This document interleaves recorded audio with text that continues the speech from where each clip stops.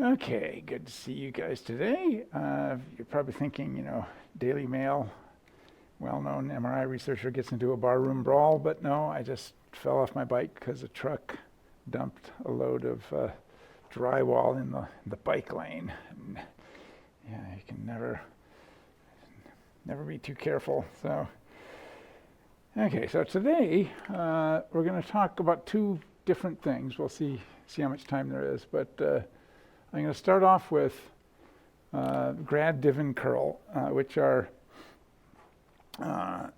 some operations that you do that are the way that physicists describe what's going on, among other things, with electromagnetic waves and electrostatic charges and magnetic fields and moving charges causing magnetic fields, or moving magnetic fields causing a current.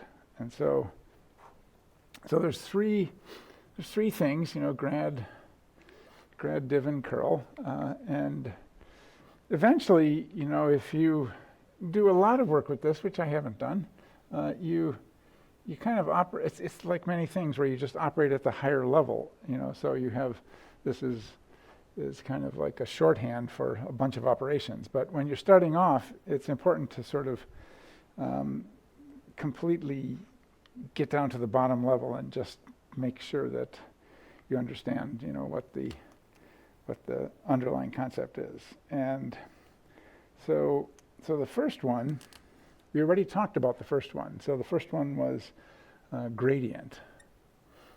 So basically, so what is a gradient? The way we talked about it was a generalized derivative. And so sometimes this is just called grad, or sometimes it's called del, or it often uses this upside down delta, a bold upside down delta signal. And like when I first see that, it's just like, it doesn't look like a symbol I've seen before. Something's a little fishy with that. So what is, and fundamentally, what is it? You can think of it as basically a generalized derivative. And so, what is a derivative? Well, it's just, if you have some function, it's just the slope. It's an equation for the slope at each point in that function. But in a more general case, if you've got some kind of two-dimensional function, so this is a two-dimensional function, here's the value of the function, but now you got 2D going this way instead of just 1D. So, you've got a second dimension there. And so in that case, in the 2D case, you can easily visualize what the gradient is. And what it is the steepest uphill direction at a point. So all of these things we're talking about are defined at a point. So like around a point. You have to go a little bit out, from your point in order to figure them out. But they're all defined at each point in space, like each point in an array of points. And so basically there's a unique steepest uphill direction, and then the length of the gradient just indicates how steep the hill is. So if you just look at a hillside, as the hillside becomes more steeper, the gradient is going to go up. But at each point, the gradient is just going to point in the direction of the steepest uphill direction at each single point. And so how do you calculate that, sort of looking sort of down at a derivative level that involves going out small distances in different directions? And the other thing about it is that this operation turns a field of numbers, scalars, into vectors. So if we write it out, so here's our scary upside down delta, sometimes called nabla. Okay, so So that's operating on a scalar function, and the scalar function may be itself may be a function of several dimensions. So this is, that's a way of just writing x, y, z, that capital R. So what that means is that for every x, y, z point, there's a number. And now we're operating this thing on that field of numbers. And so what does that do? This, turns, field of, numbers, scalars, into vectors. So for each point in the field where you previously just had a number, now you have a vector. And this thing is a scalar. So that's not a vector. There's a vector argument of that function, but the output of that function is just a number. And so how does the gradient work? It's very simple. You first take the partial derivative of that scalar function. And what a partial derivative means is, in words, means find the change just with respect to one variable and not another variable.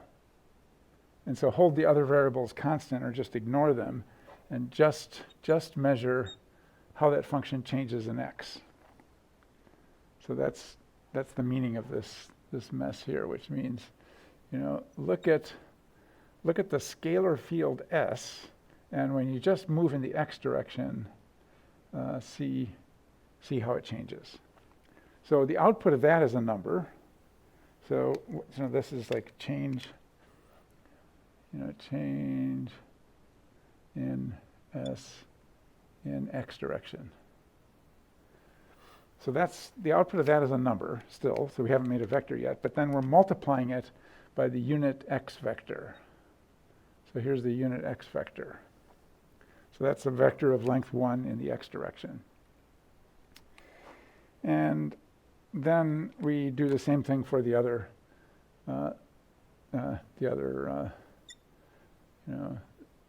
y and z. So here's the change in the s function when you go in the y direction, multiplied by the y unit vector, and then you add on to that the change in the s function as you move in the z direction, multiplied by the z unit vector. So geometrically, it's important to sort of geometrically see what that is. So let's just look at it in a discrete way, because you can, when you're calculating gradients and you've got they're all defined sort of infinitesimally, sort of for an infinitesimal movement in one direction. But in practice, when you're calculating it, you have a field of numbers, and there's a certain grain to the field of numbers, and then you in order to calculate it, you have to go out like one number, like go to the neighboring number. And so if you just look at two neighbors, we'll just do it in 2D. You have to do it in, this whole thing is in 3D, but if we just do it in 2D, so here's some cells in our field of numbers. And so what we're going to, let me put that a little higher because I need two more of them.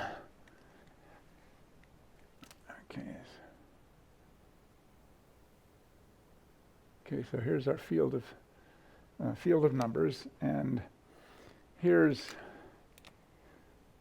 the diameter of the circle just represents how big the number is. And so as we move over in the x direction, the number gets bigger, and as we move over in the y direction, the number gets smaller. So that's an example. So given that data, let's just operate this equation. And so what this equation says, we'll just do it in 2D. So what it says is, first see how the s changes in the x direction. So that would be this difference. And so what happened to that difference? Well, it got bigger as you moved in the positive x direction. And then then you see, how does it change when you move in the y direction? And in that case, it got smaller. So this thing here, that difference, is just subtracting this one from that one. That one equals this part, not the vector. And then this one equals this part.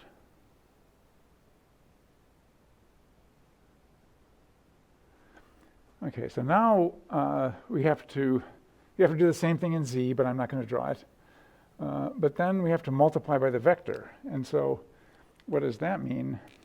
So here's the j unit vector, and here's the I unit vector.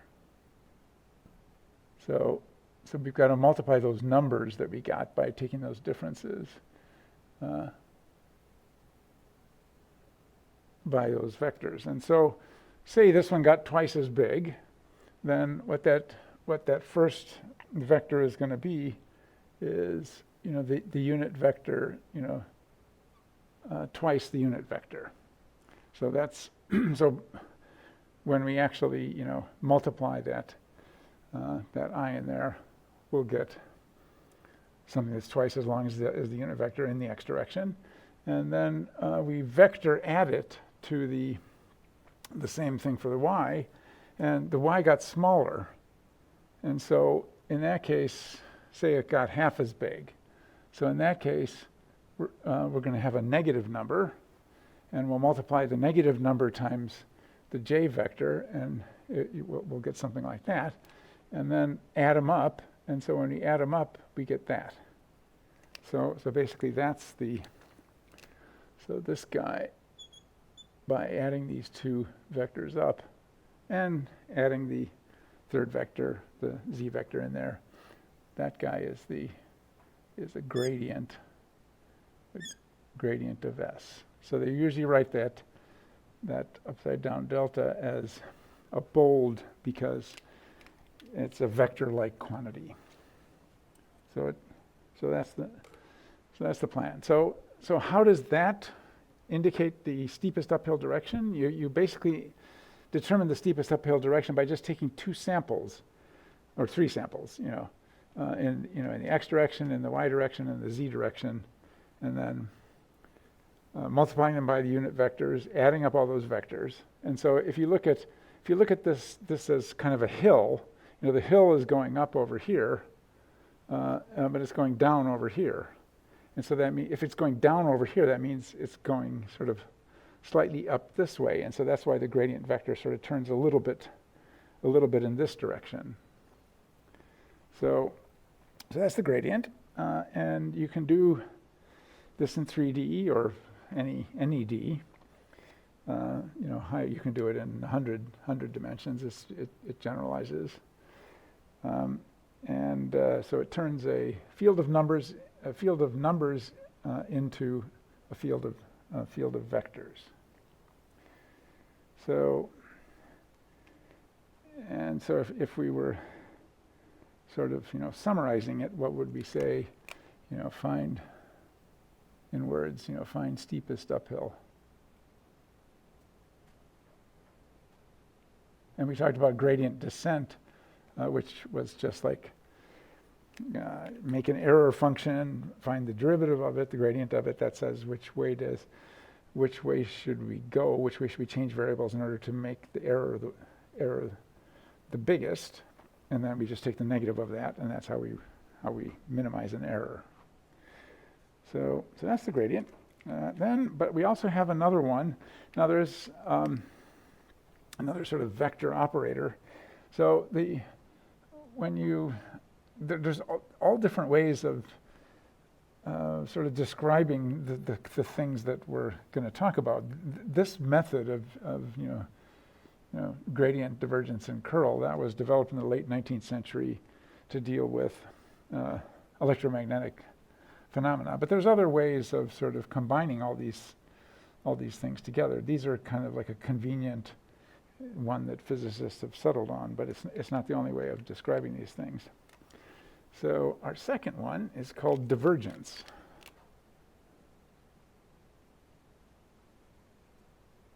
I'll say one more thing about gradient. So what does it mean, like in 3D, just physically? What does the gradient mean in 3D? So that means you've got a whole cube, three-dimensional array, like the whole room is filled up with numbers at each point. And so when you calculate the gradient in 3D, you'll end up with arrows, three-dimensional vectors that are pointing in various directions in 3D in that whole, completely filling up the whole three-dimensional space. So, but like I said, it's general. You can do it to more D. So the divergence is something that's sort of like a dot product, sort of. And so it's that, sometimes it's called del dot. So you can sort of think of it as a derivative, dot product. Sometimes it's, called del dot. And so this is another relatively simple operation. So let's put that over there. So in this case, we start off with a vector field, and we turn the vector field into a field of numbers. So it's exactly, and if you think of the dot product, that's what a dot product does. Dot product between two vectors, it takes two vectors, and then what you end up with is a single number that's basically tells you how similar are the vectors. So this is kind of a multi-dimensional version of that. And sort of in words, what is the divergence? So the divergence is basically, a physicist wouldn't call it this, but we'll call it, so find radiatingness of vector field at a point. So that's what you can think of the divergence as. So it's like how are vectors kind of spraying out of a point or going into a point? And so how can we measure that? And so it involves some partial derivatives again, but this time we're operating it on a vector function. So this is so what that means is for each xyz point, there's a vector, that v vector. And then, so we've got this room full of vectors that might have been generated by a gradient, and then now we're going to do some operation on those vectors that will turn them into a field of numbers. So this turns field vectors into numbers. And what is that number? It's kind of like how radiating are the vectors at each point. And so this one is slightly different, but basically what we do is we look at just the x component of the vector. So ignoring all the other components of the vector, because now we've got a vector to work with. So this is, this guy's a vector. So how does the x component of the vector change when you go in the x direction? So here's the x component of the vector at a point. So all these things again are defined at a point. So how does the x component of that vector? So this vx is now just a number because that's a vector, but we just took the x component of it, so now we got a number. And so how does that x component number change when you move in the x direction? And then just add it to, how does it change when you move in the y direction? That's another number. Add it to, how does it change when you move in the z direction? And that's another number. So what does this look like? We'll do this one just in 2D again. So basically, we've got, so again, you know, it's something that can be calculated just at a point by going out small distances around a point. So here's our vector field. So say we've got like one here, and one here, and one here. Okay, so that's a vector field that has divergence. So remember I said divergence was kind of how radiating it is, but you know, these are all more or less in the same direction, but that's not what we want to do. So what we want to do is just calculate those. So here's the x and y component of those vectors. So the first thing we do is we say, how does the x component change when you go in the x direction? So what happened to that one? That one was positive. So the x component got a little bigger. If, say, these vectors are all the same length, and this one was just rotated. They don't have to be the same length, but just say they were. So they're all the same length, and this guy just rotated a little bit. Then the x component is going to be positive. And then we see, how does the y component move when we go in the y direction? So this guy is, you know, Vy. This guy is Vx. So basically that, and we're not multiplying it by a vector this time, and since that was just a number, it's just three numbers added to each other. So this guy, you know, corresponds to this one, and then this guy corresponds to this one. And then we have to do z as well. So what does this measure? This basically measures how sort of radiating out from a point the vector field looks like. So you know, does it look sort of something like that, where it's kind of like, you know, coming out? Or does it equivalently, you know, look like something like that, where it's going in? And both of those would have divergence. So this would have, you know, positive divergence. This would have, you know, negative divergence. But if you look at something where the vectors are kind of circulating around in a circle, that will have zero divergence. So that's, you know, positive, negative, that's zero. But there's all different kinds of situations you could have with various kinds of mixes of things.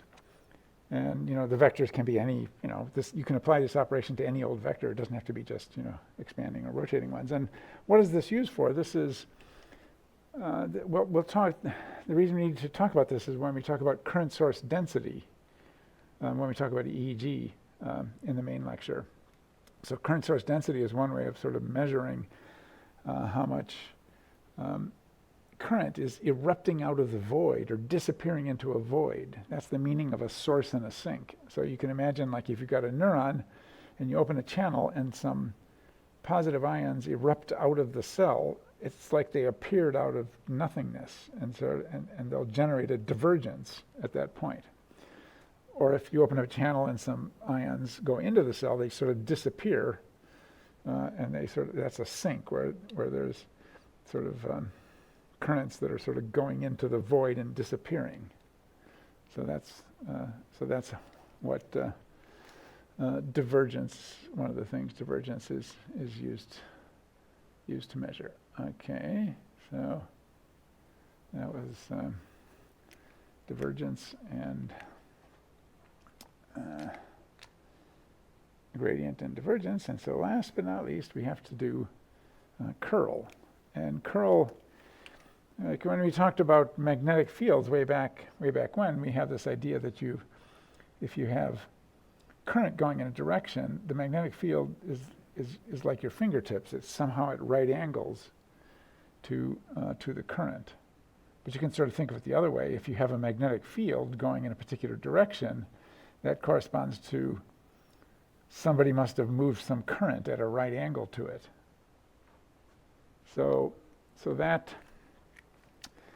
So curl is going to, so you can sort of see that this somehow involves something kind of, involving some kind of circulation. And so this one is a, so you can think of it as a derivative cross product. So the numbers that we multiply look like the numbers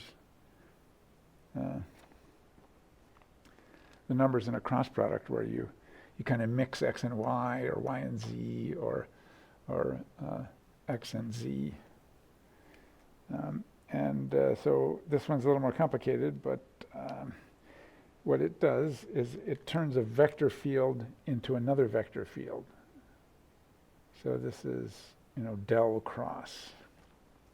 So here's that cross product sign. And so that whole, you should look at that whole thing. That's kind of a thing by itself, the del cross.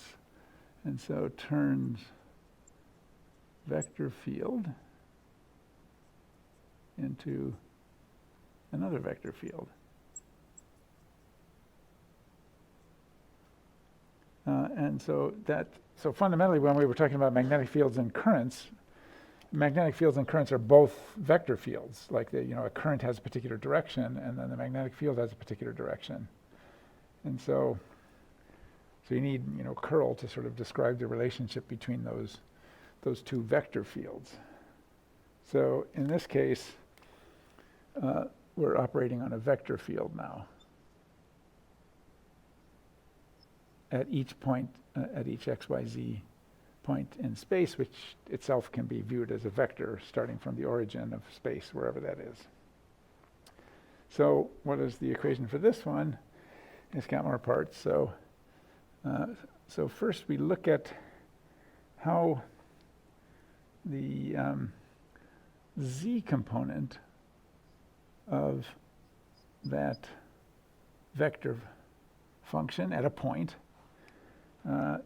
changes when we move in the y direction, and subtract off how the y component moves when you go in the z direction.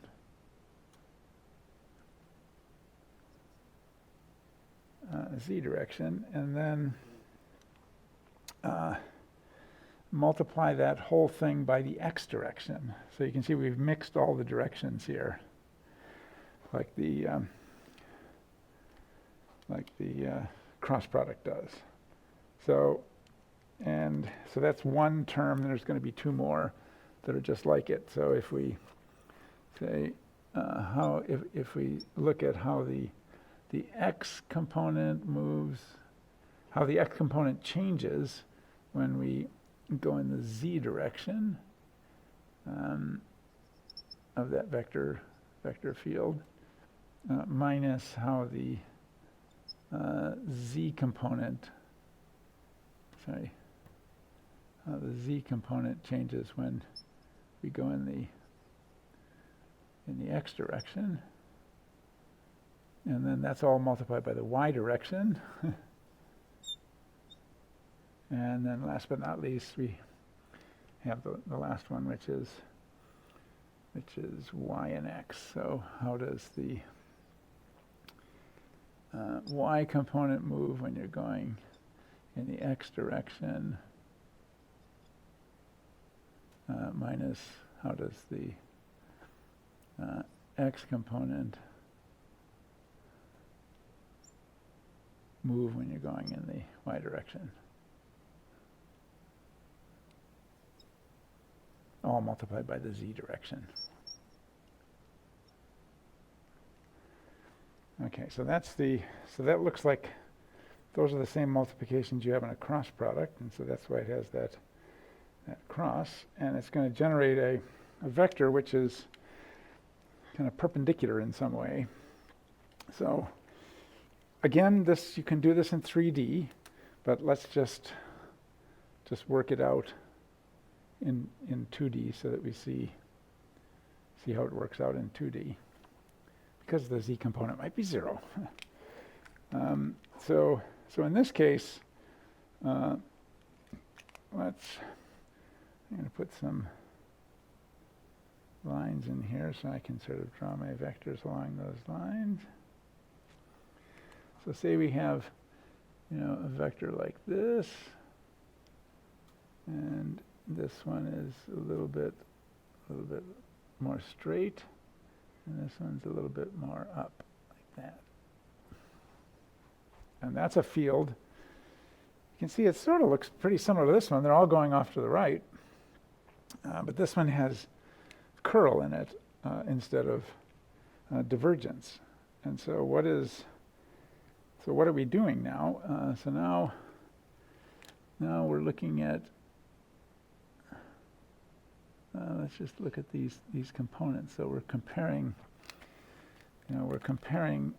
how does the x component change as you go in the y direction?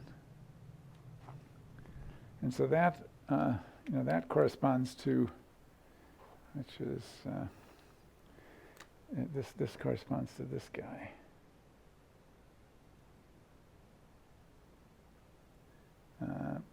X component, yeah, it corresponds to, wrong one, corresponds to this guy. So as the x component is moving in the y direction, and then you're subtracting that off from how the y component moves when you go in the x direction. So here's here's that comparison. So here's the y component, but we're seeing how it changes when we go in the x direction. And so that one corresponds to, that difference corresponds to this guy. And then you got to do all the other ones, but they're all similar. But then after we've done that, so like for this one, what do we get out of that? That's a number. This was like how the y component changes in the x direction. That's just a number. Subtract off another number.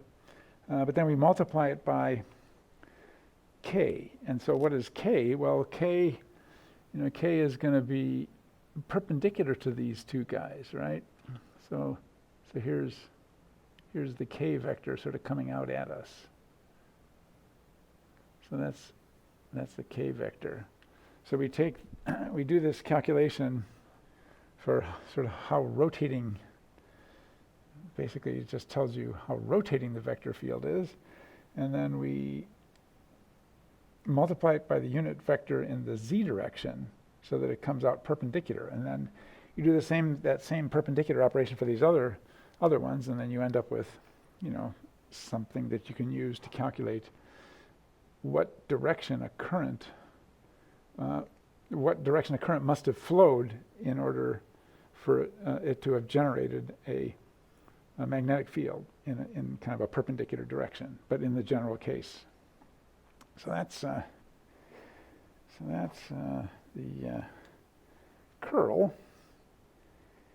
Okay, so before we go on, sort of and what does that do? That's going to basically, if you have something that looks like that, where it's coming out, that's going to have zero curl.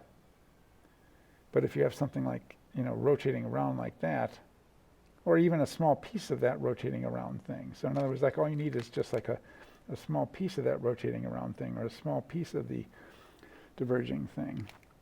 And so if you've got something that has that kind of structure, this comparison between the components of the x and the y and the z vectors is going to, give you a positive curl. And then if you go the opposite direction, you'll get a negative curl. Okay, so any questions about the GradDivCurl? And so, eventually you'll, if you look in an electromagnetics textbook, you'll see, equations that use these things, and they're sort of shorthand for this mess. And after a while, you just sort of start thinking about it at this level instead of dealing with all the individual coordinates.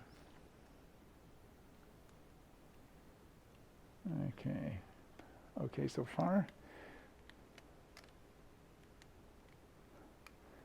So there's a couple sort of useful, identities, which are kind of strange. So if you take the curl of the gradient of a scalar field, it equals 0.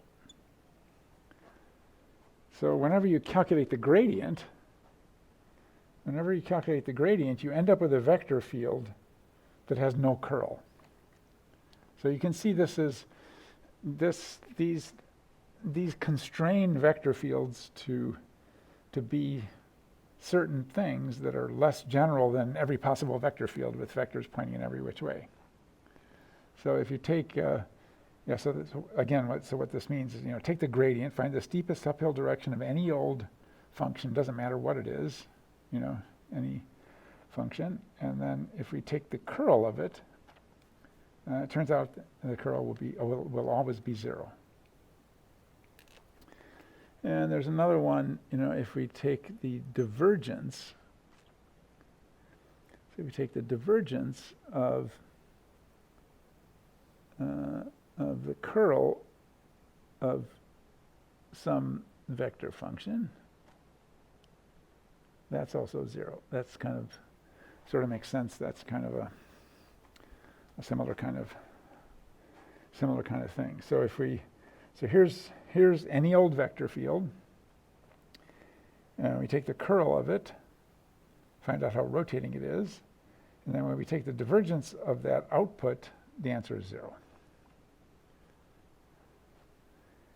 And so then there's also another. This doesn't involve divergence, but if you have a vector field and if you have 3 vector fields like that, so if you take the cross product of B and C and then take the dot product of it, it's going to equal, strangely, the cross product of the first 2 dot producted with the third one. So when you have sort of rules like this, then you can sort of operate at the higher level when you've got equations that have these gradient and divergence. And so next week, we'll talk about a couple of the Maxwell equations for trying to figure out how the currents in the head generate, currents on the skull and generate magnetic fields outside of the skull. Okay, so any questions about, I went pretty reasonably slow this time, so this is GradDivCurl and some identities.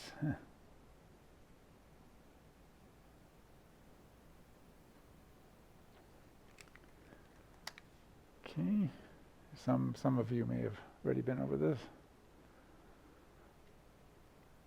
Any questions? No? Okay, so now for something utterly, completely different. Let's talk about a paper that just came out.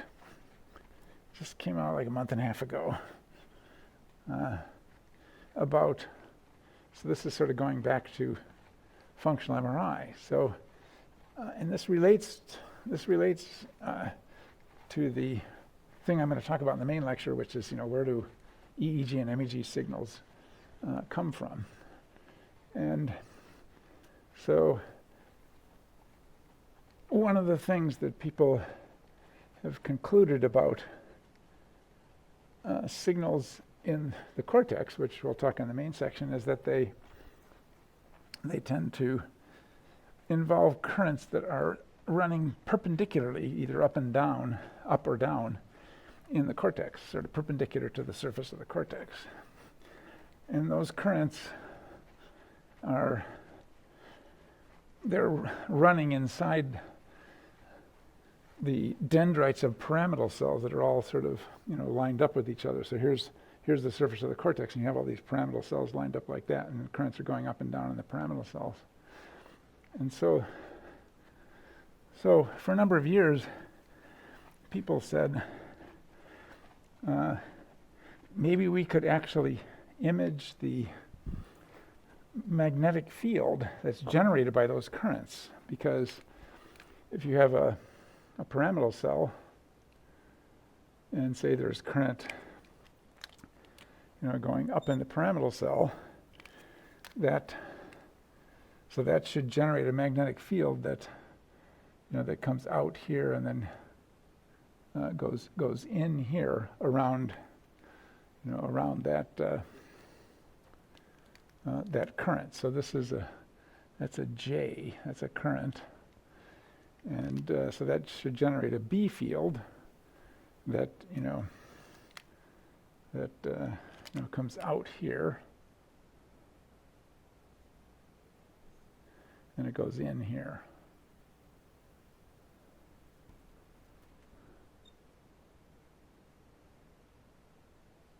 Like that. So that's our J, and this is our B, which you could calculate with the curl. And so this, so there was the hope that maybe we could actually sort of visualize the things that are recorded basically in evoked potentials. And so people did some experiments.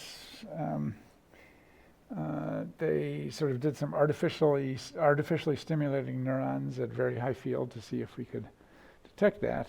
And it looked like there might be a tiny signal there. It's a very small disturbance in the magnetic field from these currents. But in general, it sort of didn't work out. I mean, and I think the problem is, it's not that these magnetic field disturbances aren't generated and could potentially affect B0 and then potentially be detected with MRI. The problem is rather just how big they are. They're just not big enough, maybe off by a factor of 100 or something like that. It's just the way it worked out. The currents, they don't generate enough of a magnetic field to really make a viable signal. So what happened more recently is people started looking at, like, where does the diffusion signal come from? And the diffusion signal, we talked about sort of actual diffusion of ions, but there's, MRI is always, everything's weighted. And so there's other things that can happen with diffusion having to do with sort of swelling of tissue, and those, when you do a diffusion measurement, you can sometimes pick up these other components that don't necessarily have to do with just straightforward, Gaussian diffusion. But somebody just decided to take a completely different approach, very straightforward, and which is just to measure T2, just very rapidly. Now, when we collect an EPI image, you start in the middle, you do an RF pulse that puts you in the middle of K-space, and then you go down to the corner of K-space and then go back and forth like that. And then, eventually you come through the middle of K-space and get your echo, and then you continue up. And how long does that take? Well, it usually takes, say, about, say, 25 milliseconds to get to the center of K-space. 25 milliseconds for center K-space echo. And that's kind of a long, and that's long enough so that there's T2 star contrast in it, because T2 star, it takes a while for T2 star contrast differences to emerge. And so basically what they did for this experiment was just record one line of K-space at a time, but really, really, really fast, over and over again. And so the idea is you go somewhere in K-space. So there's so you say go to that line of K-space, and then just go back and forth. Just go back and forth multiple times. And then you can go quite quickly. So let's put, back and forth. And so how fast can you go? Well, you can go back and forth maybe. So it's just regular gradient echo. So remember, this is gradient echo, not spin echo. So gradient deco. So this is the same thing, except, so basically what you do is you get multiple samples after a stimulus. So the idea is we do a stimulus, and so what is the setup? So the setup is like a 9.4 T scanner with an anesthetized mouse. So it's not it's probably going to be a little ways before this is going to be applied to humans. Anesthetized mouse, and we're doing electrical stimulation of the stem of the vibrissae. So your electrical stimulation of these, the mice have a big representation of these, of their whiskers.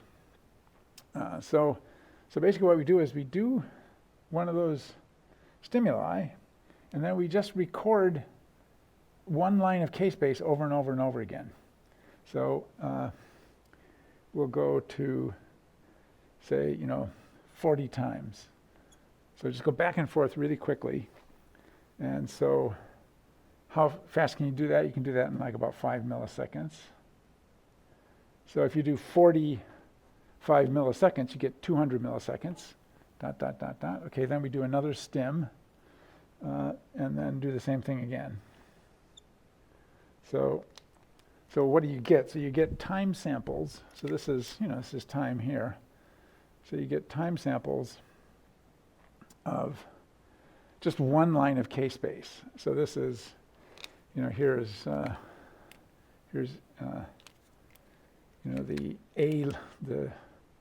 A line of k-space, and then here's the B line of k-space. So this is another stim. So it's kind of like an evoked potential in that you're getting a sample every 5 milliseconds of the signal. So say this was A, and then we went to B, and then went back and forth on B. So eventually what we'll end up, and then do that same,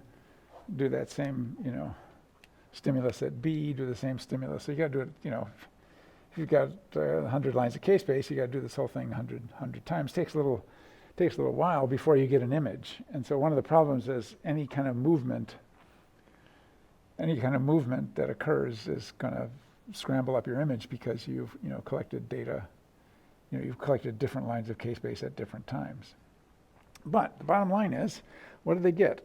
So they were, it's an invasive experiment, so they're electrically recording from the neurons, and what they found was and so this echo time is so short. The echo time is like 2.5 milliseconds. So this is, TE equals like 2 milliseconds. So that's so close to the beginning. Like here's like 50 milliseconds. And so if this was a bold effect, right at the beginning, they're going to be exactly on top of each other, and the bold effect sort of wouldn't appear until later. But we're recording right here, so there's no bold effect. So you basically eliminated. So it's not a bold effect. It's just some kind of effect on T2, and so some kind of direct effect. And so the general theory of what's going on is that when spikes occur, they cause rapid changes in the membrane potential, and that affects ions. And those, a neuron is very small, 10 microns across, but it has like a tenth of a volt across it. That's a lot of volts for just such a teeny tiny thing. And so what that's going to do is change, the structure of the solvent and other things right around the membrane. And so, spikes, change membrane potential. And the idea is that somehow, don't know exactly how it works, but somehow that results in a T2 change. Because remember, T2 is is about all these extremely rapid jostling of different protons getting each other out of phase because all the magnetic fields of the nearby protons are all sort of like, jostling in different directions, and eventually it sort of causes everybody to get out of phase. If you're doing something strong to your the charge across the membrane, that potentially could somehow, affect these protons. So that's the general guess as to what's going on. And so what is the signal? Well, it's not a big signal. It's about 0.15%. Okay, so that's about one part in 300, or it's more than 1 part in 1,000, but it's pretty small. So you've got to do a lot of averaging. So if you want to sort of see that little 0.1% signal come out of the background, you've got to average when you're not doing the stimulus a whole bunch of times, because the individual trial will just look like this. And so, if you average like a gazillion of those, then you'll end up with a nice little, 0.15% signal. But on the positive side, this is like an actual signal, an actual neural signal, because they actually were able to, record electrically from the neurons at the same time. And so somehow the T2 is being affected by these actual membrane potential changes. So that's more like an EEG. But still with having high resolution. So you still have, now you sort of have like, MRI-like resolution. Obviously, you probably only did like one slice. All of this was just basically one slice that happened to go through somatosensory cortex and the part of the thalamus that projects to somatosensory cortex. But it's pretty cool. Actually like seeing actual membrane potential changes with MRI, with an imaging method. So it's just out. You gotta make sure we have the latest stuff in the course. So that's the. Is there any questions about this? So this is like the direct imaging of neural activity. Yeah. That 0.15% signal, does that come from the stimulus? That's direct? Yes. Yeah. So this is, that's right. So this is when you're doing the stimulus, versus, no stim. So do the same experiment, with no stimulus, and convince yourself that you're actually seeing a signal. Yeah. It's a small signal. I mean, this is not an uncommon signal size for a lot of fMRI experiments. If you're doing sort of visual mapping or something, you can get like I do. I get like 3 or 4% or 10% signals if I go to V1. But a lot of cognitive subtractions, like if you're doing, sentences that make sense versus sentences that are slightly screwed up that don't quite make sense, that difference is going to be, quite small, like in the, in the well under 1%. And so that's a respectable signal by fMRI, fMRI standards. The biggest issue is it's an anesthetized, mouse with an electrical stimulation, and so it's probably quite sensitive to motion artifact. But it's just, it's a really conceptually simple thing. It's just basically just, it's just like an EPI image, except just, instead of like, doing all the things, just go back and forth on one, and go back and forth on another one. It's very, very, very straightforward. So this is an interesting thing. Like people could have done this like 20 years ago, and nobody was stopping them from doing it. This is an example. It's a good example of like where you see like a completely straightforward thing that anybody could have done really, 20 years ago, but they just didn't do it. Probably they might have tried it with an actual sort of human subject, but there's too much motion artifact and it didn't work, or it didn't sort of produce a signal that was believable. But this is a totally believable. To me, is a totally believable signal. So you're actually seeing some kind of, still not completely known, what the mechanism is, but you're seeing some kind of effect on the T2 from these rapid membrane potential changes, that, you know, the actual spikes that are rapidly depolarizing or hyperpolarizing a cell.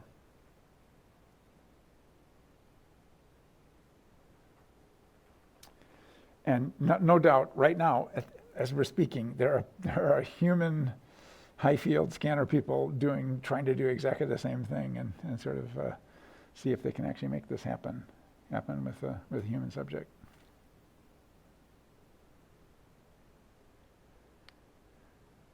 Okay, so that was GradDivCurl direct, and then we just went back to direct with MRI.